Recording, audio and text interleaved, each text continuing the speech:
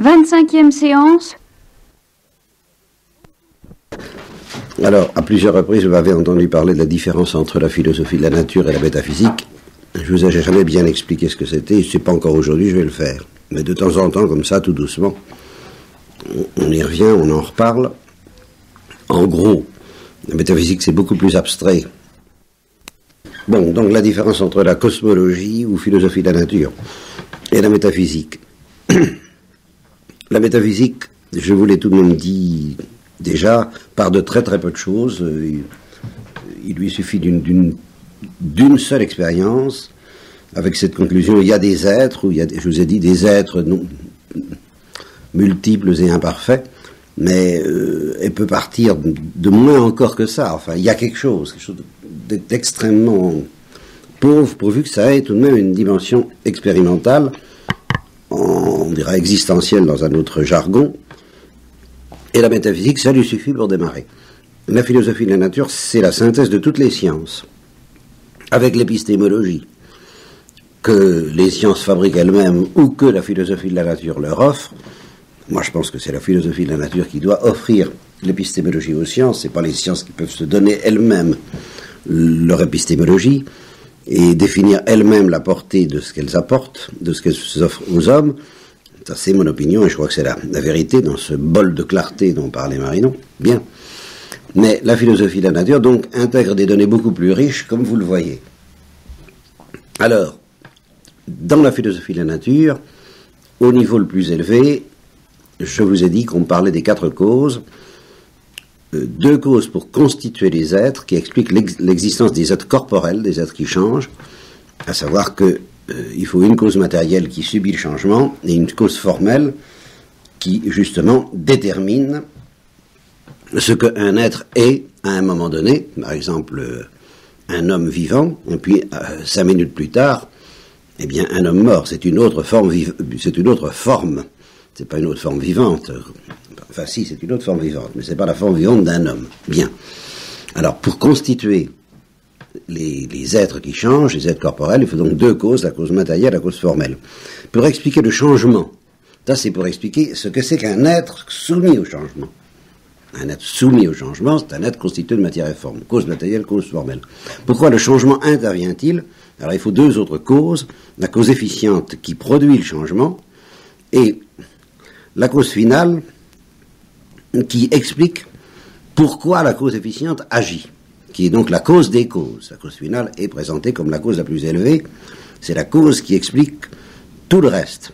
Elle explique pourquoi la cause efficiente agit, et la cause efficiente agissant produit des effets qui sont définis par matière et forme. Voilà très rapidement ce que dit la philosophie de la nature. Je voudrais vous dire 2 mots ce soir à propos de la cause efficiente.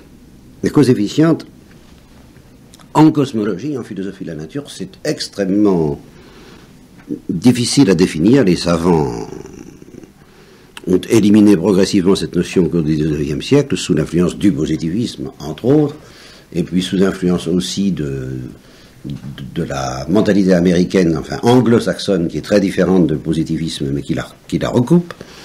Enfin, au point de départ, on croyait spontanément, et il est bien difficile de ne pas croire à la causalité efficiente.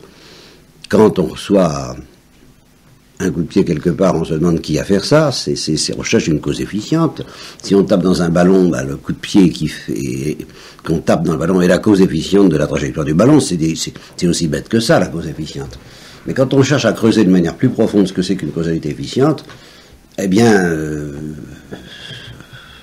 c'est beaucoup moins clair, beaucoup moins facile à comprendre que ça n'en a l'air. Alors, dans la tradition d'Aristote et de saint Thomas, on a retenu 2 exemples fondamentaux de causalité efficiente. Ce sont les plus fréquemment évoqués et les plus impressionnants, c'est sûr. Le premier, c'est la génération, où le semblable engendre le semblable. Mis à part les mutations que les savants modernes ont découvertes, en gros, c'est vrai que dans une génération, le semblable engendre le semblable, la grenouille engendre la grenouille, bonjour toi, le bœuf engendre le bœuf, le loup qui mange des grenouilles engendre le loup qui mange des grenouilles, l'homme engendre l'homme. Bien. Ça s'appelle à cause de ça une cause efficiente univoque. Univoque, ça veut dire justement qu'il n'y a pas de décalage, il y a une similitude univoque, c'est-à-dire assez rigoureuse, entre la cause et l'effet. Individuellement parlant, il y a des différences entre le père et le fils, mais au point de vue de l'espèce animale, au point de vue donc de la nature universelle, je ne peux pas tout vous expliquer ce soir, au point de vue de ce qu'on appelle la nature des êtres, eh bien c'est, encore une fois, une huître qui engendre une huître, un mouton qui engendre un mouton, etc. Donc c'est univoque en sens que c'est semblable. Il y a aussi, alors c'est le deuxième exemple, qui est très important aussi, de causalité efficiente, et que les anciens appelaient une causalité équivoque ou analogique. C'est l'exemple du soleil qui chauffe la terre. Bon, alors ça, c'est une chose dont personne ne doute. Vous voyez, là encore, soit au niveau des savants, à leur manière à eux, soit au niveau du bon sens, la manière dont on cherche à se mettre au soleil pour avoir plus chaud, ou aller dans les pays du Sud pour soigner ses rhumatismes, on se doute bien que c'est le soleil qui chauffe la terre, quoi. Enfin, ça, alors, c'est aussi bête que ça. Alors, c'est une causalité efficiente, là encore, c'est l'énergie solaire qui parvient jusqu'à nous et qui provoque des effets énergétiques, calorifiques entre autres, pas seulement, il y a aussi des effets d'énergie lumineuse, enfin je passe sur tout ça, mais enfin c'est toujours l'énergie du soleil qui provoque des effets sur la Terre. Et alors, ces effets sont dits équivoques parce que ce qui se passe dans le soleil, c'est une chose, et puis la chaleur extrêmement affaiblie, amoindrie, qui en résulte sur la Terre, qui est quelquefois une chaleur lumineuse. Si vous vous mettez devant le soleil, bah, évidemment vous avez chaud, mais vous voyez aussi quelque chose. Mais ça peut être aussi une chaleur sombre, si vous êtes dans une maison où il ne pénètre pas la lumière, et que cependant cette maison est chauffée par le soleil, ben cette chaleur que vous recevez à l'intérieur d'une maison, la lumière du soleil ne vous parvient pas, mais il y a une certaine chaleur qui vous parvient. Alors, ce qui vous parvient, que ce soit la chaleur ou la lumière, c'est quand même quelque chose d'extrêmement inférieur en intensité et même en qualité à ce qui se passe à l'endroit même du soleil. Je crois que vous n'avez pas besoin d'explication excessif pour comprendre ça. Donc ça n'est pas une causalité univoque, ça n'est pas le semblable engendre le semblable. C'est pas le soleil ne produit pas des soleils sur la Terre. Vous voyez ce que je veux dire? Il produit de la chaleur ou de la lumière, mais une chaleur et une lumière tellement diminuée, dégradée par rapport à celle qui règne à l'intérieur même du soleil, ou même à l'extérieur de la surface solaire, que il y a un décalage formidable entre la cause et l'effet. Bien. Alors ça s'appelle une causalité équivoque à cause de ça, parce que ce n'est plus le semblable, c'est plus le semblable qui produit le semblable. Vous voyez, la cause efficiente produit quelque chose, mais ne produit pas du semblable. Vous voyez, le père produit du semblable au père. Le soleil ne produit pas du rigoureusement semblable au soleil. Il y a quand même quelque chose c'est pas complètement différent. Le soleil ne produit pas du froid, par exemple. Bon, il produit du chaud. Et le soleil aussi est chaud, mais il est beaucoup plus chaud. Et il est chaud selon une sorte de chaleur, une nature de chaleur qui est très différente de la chaleur qu'on éprouve et dont on bénéficie sur la Terre. De sorte que vous pouvez à partir de là entrevoir une notion philosophique d'une importance extraordinaire qui est toute la philosophie de Platon en un sens, et beaucoup plus tard en terre chrétienne celle de Saint Bonaventure, la participation. Vous voyez, c'est-à-dire que les objets qui sont éclairés et chauffés par le soleil participent, mais ça veut dire avec une grande dégradation. Ils reçoivent quelque chose qui ressemble à ce que est le soleil, mais tout de même qui en diffère aussi profondément. Alors quand on reçoit quelque chose d'une source, quelque chose qui ressemble à ce qu'est cette source, mais qui en diffère d'une manière inférieure, qui est inférieure en qualité et en intensité en qualité et en quantité à ce qu'est la source, alors on dit que l'on participe à quelques-unes des propriétés de la source. C'est pas, même dans une maison bien à l'ombre, on participe très très faiblement à la chaleur du soleil. Et quand on regarde la lumière du jour, on participe de manière évidemment très inférieure à la lumière du soleil. Et quand on essaie de regarder le soleil en face, on participe encore un peu mieux, mais on participe pas longtemps, parce qu'à ce moment-là, on devient aveugle, on a très mal d'abord, et puis les astronomes deviennent aveugles à force de regarder le soleil, ce qui prouve qu'on ne peut pas participer, il y a une limite, la participation ne peut pas dépasser certaines limites. Et personne, avec un corps humain normal, je ne parle pas des corps glorieux, avec un corps humain normal, ne peut vraiment recevoir la lumière du soleil telle qu'elle est. C'est pas un peu pareil entre nous et Dieu, entre l'homme et Dieu? Ah, je prépare mes voies, et là, mais seulement là, avec un instinct très sûr, clair, tu passes tout de suite en métaphysique. Pour le moment, je reste en philosophie de la nature. Et vous voyez, c'est pour ça que vous manquez d'habitude, parce que vous naviguez sans vous en apercevoir, vous passez d'un registre à l'autre avec une aisance qui fait honneur à vos aspirations spirituelles, mais faut que vous appreniez justement que vous changez de registre là. Là, je suis en cosmologie, et je dégage tant bien que mal, d'une manière assez confuse, il faut reconnaître, des notions telles que la cause efficiente univoque, celle où le semblable produit le semblable, et la cause efficiente équivoque, celle où alors une source produit des effets inférieurs qui participent aux qualités de la cause supérieure. Ça, voilà, on va dire ça en cosmologie. Quand il s'agit de Dieu, de métaphysique, quand on entre en métaphysique, alors il se produit des choses absolument étonnantes à propos de la causalité efficiente, dont auquel il va falloir que je vous instructionne. D'abord, chose étonnante, vous allez vous apercevoir, pas tout de suite, mais assez vite, que la notion de causalité efficiente prend en métaphysique une clarté, un mystère aussi d'ailleurs. C'est beaucoup plus mystérieux, mais c'est beaucoup plus clair, parce que c'est beaucoup plus simple, et une profondeur bien plus satisfaisante qu'en cosmologie. Bon, ça c'est la première remarque. La deuxième remarque, je vous l'ai déjà dit, mais alors là il faut que j'y revienne, parce que c'est tout à fait étonnant. C'est que justement, en métaphysique, on va débarquer dans un exemple de causalité efficiente qui, je vous le répète, est beaucoup plus satisfaisant, beaucoup plus pur, beaucoup plus solide, beaucoup plus imbattable, et qui est la causalité créatrice. Celle du créateur, c'est-à-dire de l'être qui est simple. N'oubliez pas cet attribut de simplicité dont je ne vous ai pas encore suffisamment parlé, mais dont nous reparlerons.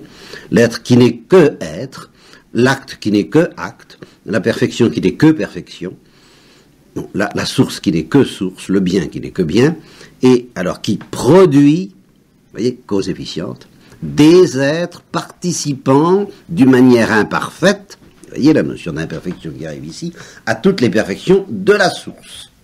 Et c'est ça la création, c'est la production dans l'existence d'un certain nombre d'êtres, qu'on appellera des substances, qui participent plus ou moins, mais toujours imparfaitement, aux perfections de la source. La première de ces perfections étant l'existence même.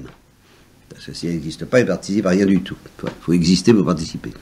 Bon, ça c'est à peu près clair dans votre esprit. Créateur-créature, c'est le plus bel exemple, le plus solide, le plus satisfaisant de causalité efficiente. D'accord. Bon. Eh bien, il faut que vous sachiez une chose que je n'ai pas encore bien digérée, et vous, alors sûrement encore beaucoup moins, je vous l'ai déjà dit, mais c'est comme si, évidemment, ça fait bol de clarté, mais ça il n'en reste pas grand-chose, que la grande tradition, qu'est-ce qu'elle a dit? Éclair. Éclair, psh, flash, oubli, mais il en reste quelque chose, une participation confuse dans le subconscient. Bien. Je vous ai dit que la grande tradition philosophique vient de Socrate, de Platon et d'Aristote. Par exemple, ce sont ces Socrate, Platon et Aristote qui ont élaboré, Aristote surtout, la théorie des quatre causes dont je viens de vous parler en cosmologie. Aristote a d'une manière absolument géniale analysé ces quatre causes, comme on n'a jamais pu faire mieux, et on scrute encore, et saint Thomas lui a rendu l'hommage de scruter très consciencieusement tout ce qu'Aristote avait dit là-dessus. Matière et forme, cause efficiente et cause finale, et en particulier la cause finale, Aristote alors a médité génialement, aidé par Platon, sur la causalité finale. Peut-être, je ne dis pas que ça n'a pas été dépassé par Denis, un père de l'Église, très important, dont je reparlerai plus tard, Denis qu'on appelle l'aréopagite, et qui n'était pas aréopagite, mais peu importe. Mais enfin, pour en revenir, Platon, Aristote, Denis, et saint Thomas à leur suite, mais pas tellement plus qu'eux, ont scruté d'une manière extraordinaire la notion de causalité finale. Extraordinaire. Bien.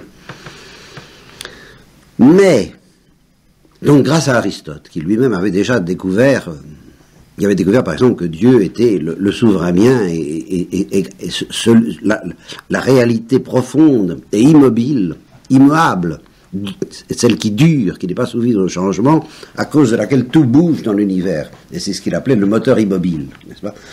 Tout dans l'univers bougeait par amour pour ce souverain bien qui était le point oméga. Il avait d'une certaine façon découvert un peu le point oméga de Teilhard, autour duquel tout convergeait. Bien, il a donc découvert le souverain bien et la cause des causes, la cause finale, Dieu comme moteur immobile, c'est-à-dire comme attirant toute chose vers lui. C'est pas mal d'avoir découvert ça. Mais il n'a pas découvert la causalité créatrice au niveau métaphysique. C'est-à-dire qu'il n'a pas découvert, il n'a pas découvert la notion de création. Il n'a pas trouvé ça. Et ce sont les Juifs, de par la révélation faite à Abraham, qui ont apporté ça dans le monde culturel. Après, la raison s'en est emparée, on peut arriver à savoir aujourd'hui encore ce que c'est que la création, même si on n'a pas la foi, et en particulier il y a un cas éminent, c'est l'islam. L'islam sont des descendants d'Abraham, il ne faut pas oublier ça. Hein. Bon, est-ce que les musulmans peuvent avoir la foi chrétienne? Est-ce qu'ils peuvent avoir l'état de grâce? Est-ce qu'ils peuvent être sauvés? Ce sont des questions très difficiles que je ne vais pas régler ce soir. Donc nous admettons peut-être, sans doute, et nous espérons et nous désirons qu'il y ait beaucoup de musulmans qui aient vraiment la foi. Mais enfin, on pourrait admettre qu'il se trouve des musulmans qui n'aient pas, au moins avant leur dernier instant, la foi théologale, la vraie foi. Eh bien, malgré tout, ils savent ce que c'est que la création. Et ils le savent beaucoup mieux qu'Aristote. Ils le doivent à cette révélation judéo-chrétienne, même s'ils n'ont pas la foi. C'est leur raison qui a compris ce que c'est que la causalité efficiente, et la causalité efficiente la plus élevée, la plus profonde, qui est la causalité créatrice. Bien. Parce que c'est de ça que je voudrais vous parler dans la suite, pas ce soir. Je pose mes bases, là. Ce soir, je vous parle de la causalité créatrice un petit peu. Je vous dis 2 mots. Et la prochaine fois, nous allons, à partir de la causalité créatrice, c'est-à-dire à partir de cette propriété de Dieu d'être le créateur de toutes choses, c'est-à-dire qu'est-ce que ça veut dire qu'il est le créateur de toutes choses, ou tout de même que je vous en dise un tout petit mot, il y a un petit point capital. La causalité créatrice, est-ce que c'est univoque ou équivoque? Équivoque. Bien. Alors, faites attention qu'il y a une grosse différence que je n'ai pas signalée tout à l'heure entre la causalité univoque et équivoque. C'est que la causalité univoque, elle agit une fois, puis après elle s'arrête. L'homme engendre l'homme, puis après, il va jouer aux boules, aux billes. Il n'a plus besoin, une fois que la mer a été délivrée, n'est-ce pas, comme récemment, un heureux événement s'est produit dans la... N'est-ce pas? Bien.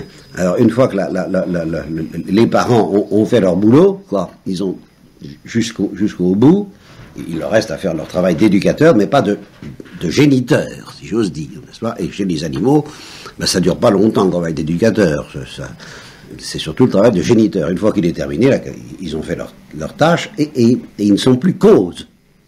Ils ont été causes à un moment donné, ils ont donné l'existence à un certain moment, pendant un certain temps, et puis c'est fini. L'enfant, ayant bénéficié de l'existence, vit de sa propre vie, vole de ses propres ailes, si c'est un oiseau, ou si c'est un voleur dans la vie, mais enfin ça c'est autre chose, et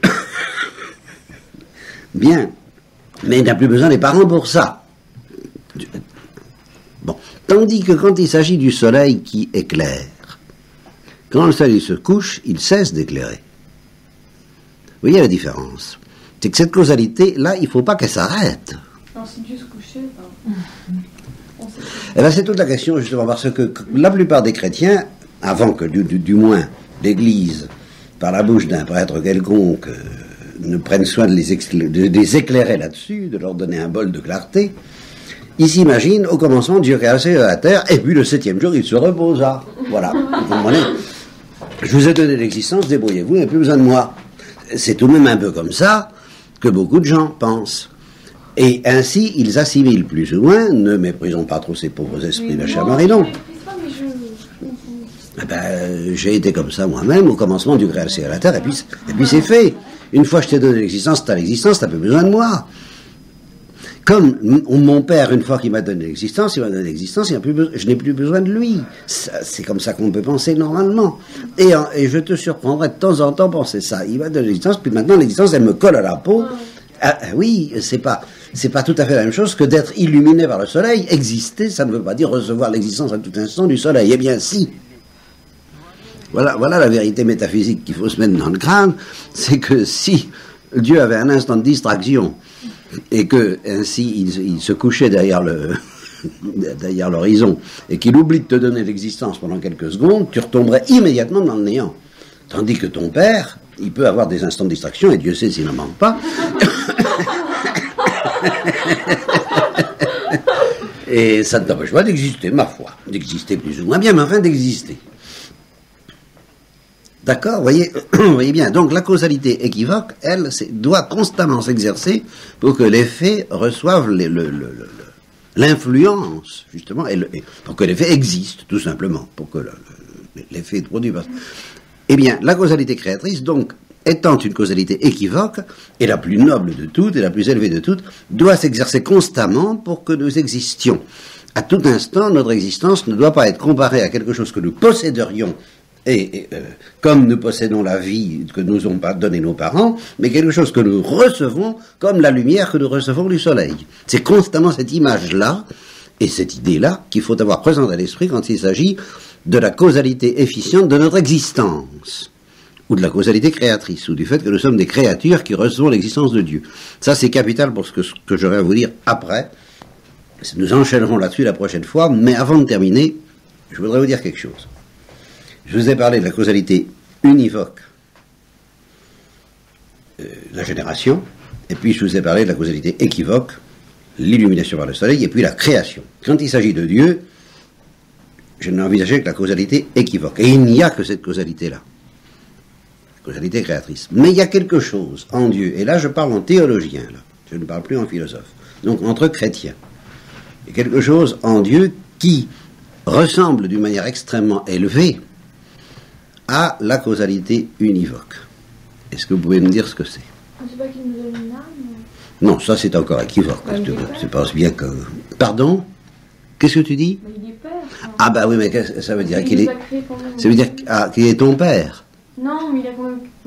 C'est pas la venue du Christ sur la terre, oui. La nativité. Tout ça suppose une création, donc de l'ordre de la causalité équivoque, que ce soit ce qui fait pour être ton père, et même pour envoyer le Christ sur la terre, il faut tout de même qu'il lui donne un corps, le Verbe s'est fait chair, il faut qu'il crée ce corps. Et la création est indispensable pour que le Verbe existe. Au début, il a fait la terre. Oui, ben ça c'est encore la causalité créatrice. Tout ça c'est la causalité. Est-ce qu'il y a quelque chose en Dieu qui justement ne relève plus du tout de la causalité créatrice? C'est une génération alors. Lui? Dieu. Ah bah oui, mais c'est pas une causalité. Oui, alors ça c'est plus une causalité du tout là. Alors. Et toi, qu'est-ce que tu dis, toi, Claire? Pour que ce soit univoque, il faudrait que ce soit une génération. Voilà. Eh ben voilà ma question. Il y a engendré, non pas créé. Alors, qu'est-ce que ça signifie tout ça? Vous avez l'air de complètement de nager. Tiens, dit Claire, tiens. C'est le Christ. Ben non, c'est pas le Christ. Eh ben c'est lui. Engendré, non pas créé, de même nature que. Il c'est alors, c'est les deux autres personnes. À la création. Ben oui, ben. Les anges. C'est qu'est-ce que tu as dit, toi? Les deux autres personnes. L'esprit. Pourquoi ça vous fait rire? C'est la seule réponse valable. C'est la manière de formuler. Mais c'est la procession des personnes trinitaires. Oui. Ça, ce n'est pas une causalité, parce qu'évidemment, on est au-dessus de cette notion-là, mais c'est une génération. Mais pas la génération du Christ, parce que le Christ est créé, mais la génération du Verbe, parce que le Verbe est incréé. Et quand on dit lumière née de la lumière, vrai Dieu né du vrai Dieu, il ne s'agit pas de l'humanité du Christ, il s'agit du Fils éternel, il s'agit du Verbe. C'est le Verbe éternel et non pas le Christ qui est lumière née de la lumière, vrai Dieu né du vrai Dieu. T'avais pas remarqué ça, Marie? Attention quand même, vocabulaire, choix des termes, enfin quand même. L'Esprit Saint aussi. L'Esprit Saint aussi, il n'est pas engendré, mais il procède comme d'une sorte de cause, mais c'est d'une source. De sorte qu'il y a entre la cause et la source, il y a quand même une affinité. Tu allais dire quelque chose? Puisqu'ils y étaient avant la création. Ah, ils y étaient, ça, il n'y a pas de... Ils y étaient avant la création, de toute éternité. Et cependant, il y a entre eux des relations qui, sans être des relations de causalité, sont l'équivalent divin, transcendant et impensable de ce que nous appelons la causalité univoque, c'est-à-dire la génération et la procession d'un fruit à partir d'une source. Voilà. Car on peut dire que le Saint-Esprit est un fruit du Père et du Fils, et le Fils le fruit du Père. Ça, c'est de la théologie, et nous n'insisterons pas davantage pour le moment. Mais vous voyez que ça vous ouvre des abîmes, et puis que ça vous donne quelques petites précisions dans des têtes qui n'en sont pas submergées. Je veux dire de précision. Avez-vous des questions? Alors la prochaine fois, nous attaquerons à partir de la création, comme ce qu'on appelle la création continuelle, comme étant nécessaire pour que nous existions. C'est de là que nous partirons pour nous embarquer alors vers, j'allais dire vers Citer, et c'est plus vrai et plus proche de la vérité que vous ne pensez.